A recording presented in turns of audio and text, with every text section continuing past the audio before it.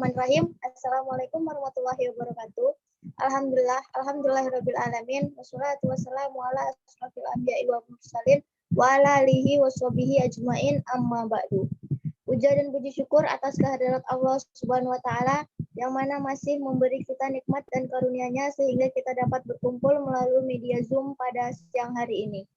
Sholawat beserta salam tak lupa pula kita haturkan kepada junjungan Nabi kita Nabi Muhammad SAW dengan selalu mengucap Allahumma sholli ala Sayyidina Muhammad wa ala alihi Sayyidina Muhammad. Yang terhormat kepada Bapak Muhammad Fahli Zatra Hadi, MPD, selaku dosen pengampu pada mata kuliah kesehatan mental dan teman-teman sejawat kelas yang saya sayangi.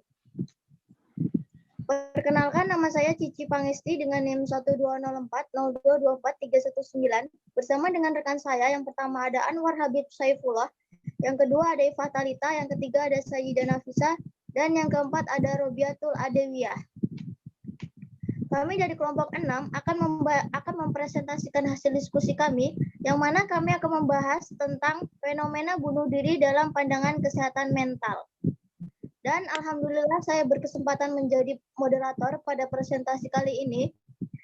Untuk itu langsung saja kita bahas materinya. Untuk materi pertama akan disampaikan oleh Sayyidah Nafisa.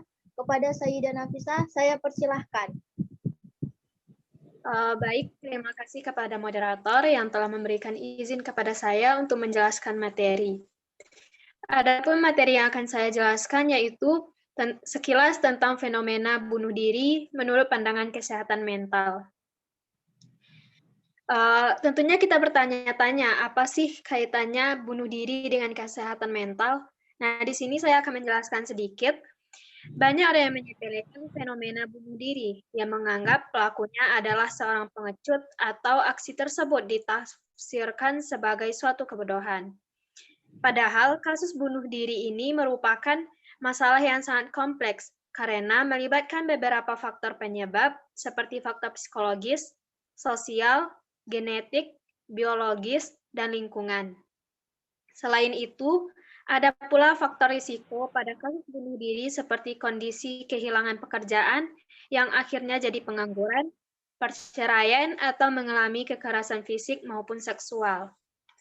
Faktor psikologis menempati urutan pertama penyebab seseorang bunuh diri. Lebih dari 90% pelaku bunuh diri adalah orang dengan gangguan kesehatan mental yang tidak mendapatkan penanganan yang tepat. Artinya di sini adalah seseorang yang mengalami kesehatan mental yang kurang baik, maka dia akan merasakan kehidupan yang sulit sehingga tidak dapat menjalankannya secara maksimal. Hal tersebut dapat menyebabkan orang tersebut mengambil jalan untuk mengakhiri hidupnya. Begitu pula sebaliknya, seseorang yang memiliki kesehatan mental yang baik atau yang kuat, maka ia akan dapat menjalankan kehidupannya yang sulit dengan cara yang maksimal. Selanjutnya yaitu diagnosa gangguan bunuh diri. Orang tua, dokter, guru, dan teman kemungkinan pada posisi untuk mengidentifikasi siapa yang mungkin berusaha bunuh diri, terutama pada mereka yang telah melakukan perubahan baru-baru ini dalam perilaku. Anak-anak dan remaja seringkali mempercayai hanya teman sebaya mereka yang harus diyakinkan untuk tidak menjaga rahasia yang bisa membuat kematian tragis pada anak yang bunuh diri. Anak yang terlalu cepat berpikir bunuh diri seperti, saya harap saya tidak pernah dilahirkan, atau saya ingin tidur dan tidak pernah terbangun. Hal ini sangat beresiko, sehingga anak dengan tanda-tanda ringan seperti menarik diri dari masyarakat, tinggal kelas, atau terpisah dari barang milik favorit. Pemerhati kesehatan profesional memiliki dua kunci peranan, yaitu mengevaluasi keselamatan anak bunuh diri dan perlu untuk diopname, dan pengobatan berdasarkan kondisi seperti depresi atau penyalahgunaan zat-zat terlarang. Sekian penjelasan dari saya, kemudian saya kembalikan kepada moderator. Baik, terima kasih kepada Sayyidah Nafisa yang telah menyampaikan materi pertama. Untuk materi kedua akan disampaikan oleh Robiatul Adewiyah. Kepada Robiatul Adewiyah, saya persilahkan. Terima kasih kepada moderator telah memberikan saya kesempatan untuk menjelaskan materi kedua, yaitu gangguan kesehatan mental yang menyebabkan bunuh diri. 1. Depresi. Depresi adalah gangguan suasana hati yang menyebabkan penderitanya terus-menerus merasa sedih dalam waktu berbulan-bulan. Gangguan kecemasan. Gangguan kecemasan adalah suatu kondisi ketika seseorang memiliki rasa cemas berlebihan dan tidak dapat mengendalikan sehingga berdampak negatif terhadap kehidupan sehari-hari. Stres. Stres adalah suatu keadaan seseorang yang tertekan secara emosional maupun mental. Seseorang yang memiliki gangguan stres tidak dapat berkonsentrasi dengan baik, tidak ingin mengerjakan apapun karena menurunnya motivasi dalam hidup, serta mudah tersinggung. Oke, materi selanjutnya. Upaya penanggulan oleh pemerintah. Pemerintah Indonesia lewat Kementerian Kesehatan saat ini sedang berupaya untuk mengurangi angka kasus bunuh diri.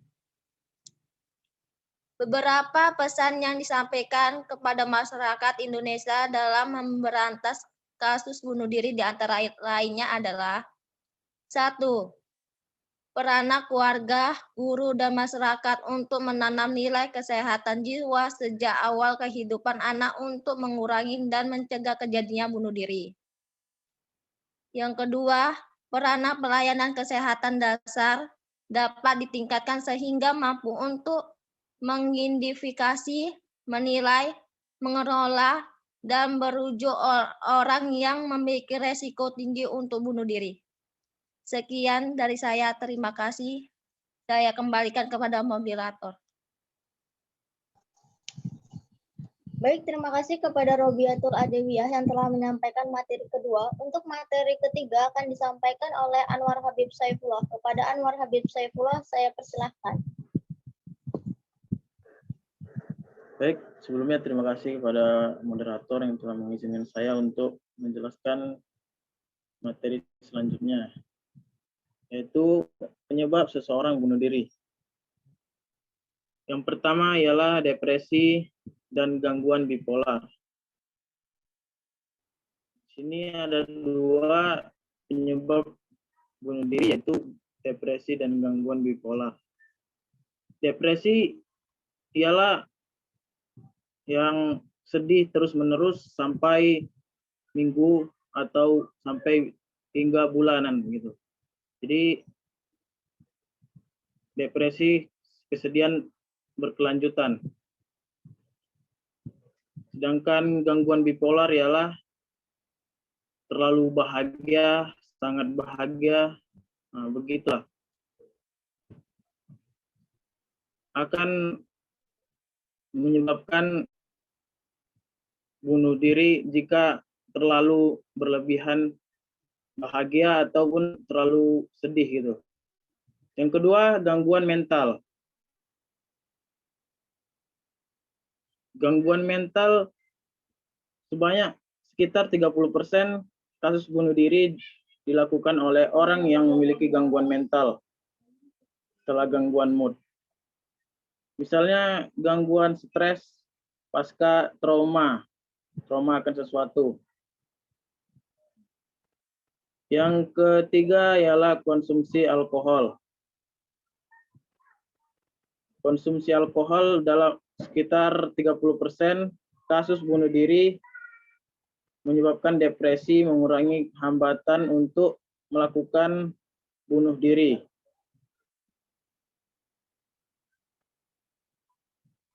Konsumsi alkohol juga berdampak pada bisa ada kekerasan dan pelecehan yang juga meningkatkan kemungkinan bunuh diri.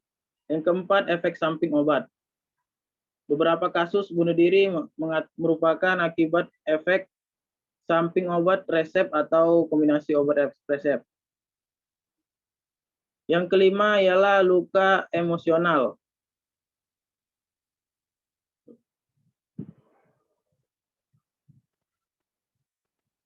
Yaitu penghinaan, rasa malu dapat mendorong orang untuk melakukan bunuh diri.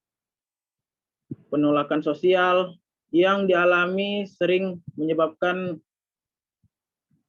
isolasi sosial yang juga meningkatkan risiko bunuh diri. Yang keenam, rasa bersalah.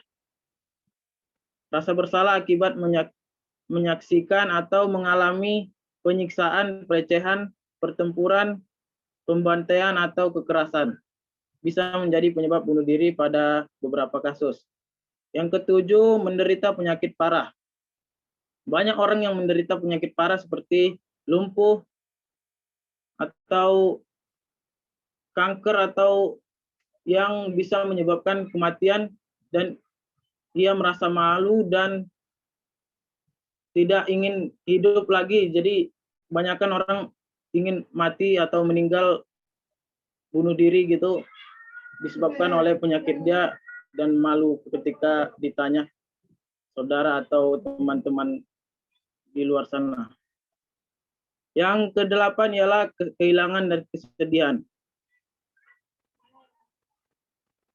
Kehilangan dan kesedihan juga berkaitan dengan bunuh diri. Kehilangan orang yang disayangi, orang penting, pekerjaan, status sosial, jabatan, akses uang, aset uang, kesehatan, dan sesuatu yang lain biasanya memicu kesedihan dan memicu untuk bunuh diri.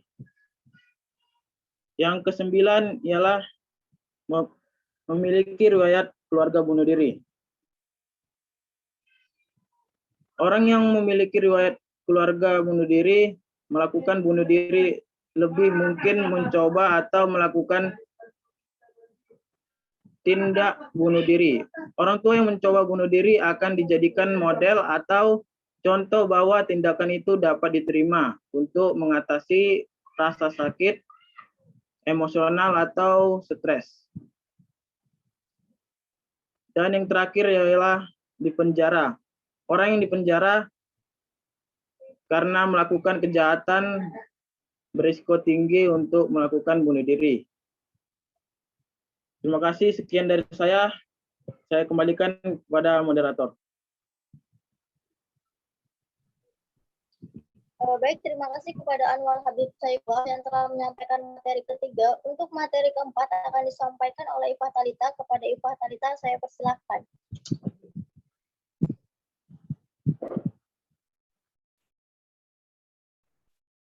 Baik, terima kasih kepada moderator yang telah mempersilahkan saya untuk menjelaskan materi yang terakhir.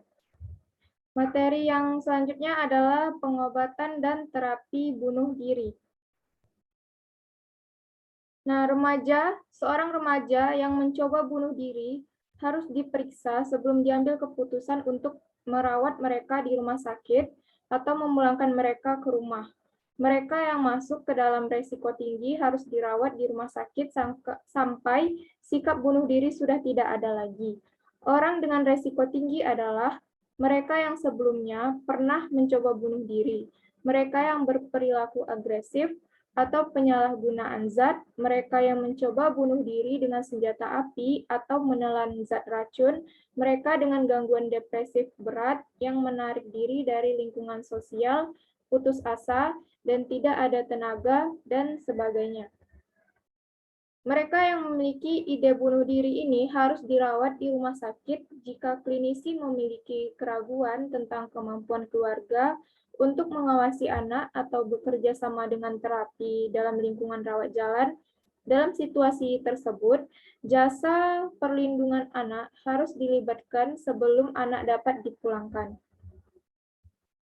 Jika remaja dengan ide bunuh diri ini melaporkan bahwa mereka tidak lagi ingin bunuh diri, pemulangan dapat dipertimbangkan hanya jika rencana pemulangan telah siap Rencana harus termasuk psikoterapi, farmakoterapi, dan terapi keluarga sesuai yang diindikasikan. Nah, jika opname tidak diperlukan, keluarga dari anak-anak pulang ke rumah harus memastikan bahwa senjata api telah dibuang dari rumah sama sekali dan bahwa obat-obatan serta benda tajam dibuang atau benar-benar dikunci. Selain itu, perjanjian follow-up rawat jalan harus dilakukan sebelum pemulangan dan nomor telepon yang siap dihubungi 24 jam harus diberikan bagi remaja serta keluarga kalau sewaktu-waktu ide bunuh diri tampak kembali sebelum terapi dimulai. Baiklah, mungkin hanya sekian penjelasan materi dari saya. Saya kembalikan kepada moderator. Terima kasih. Baik, terima kasih kepada Iva Talita yang telah menyampaikan materi terakhir. Dari hasil diskusi kami tadi dapat disimpulkan bahwa bunuh diri adalah salah satu penyebab utama kematian di seluruh dunia. Ada beberapa faktor yang menyebabkan orang melakukan bunuh diri. Di antaranya adalah depresi, konsumsi obat-obat terlarang atau seperti narkotika, dan gangguan mental. Namun jangan salah, gagasan tentang bunuh diri yang muncul itu bukan hanya orang yang mengalami gangguan mental saja. Orang yang mempertimbangkan atau memilih untuk bunuh diri pada saat stres atau mengalami masalah, kemungkinan orang tersebut kurang memiliki keterampilan untuk memecahkan masalahnya sendiri. Baik, sebelum saya tutup presentasi pada kali ini, bagi teman-teman yang ingin bertanya, silakan teman-teman tulis pertanyaannya di kolom komentar. Dan demikian presentasi dari kelompok kami. Semoga apa yang kami sampaikan dapat bermanfaat bagi kita semua. Jika ada kekurangan dan kesalahan, mohon dimaafkan karena sesungguhnya kesempurnaan hanyalah milik Allah Subhanahu wa taala. Saya Cici Pangesti selaku moderator pamit undur diri dan saya akhiri wabillahi taufik wal hidayah. Wassalamualaikum warahmatullahi wabarakatuh. Waalaikumsalam. Waalaikumsalam warahmatullahi wabarakatuh.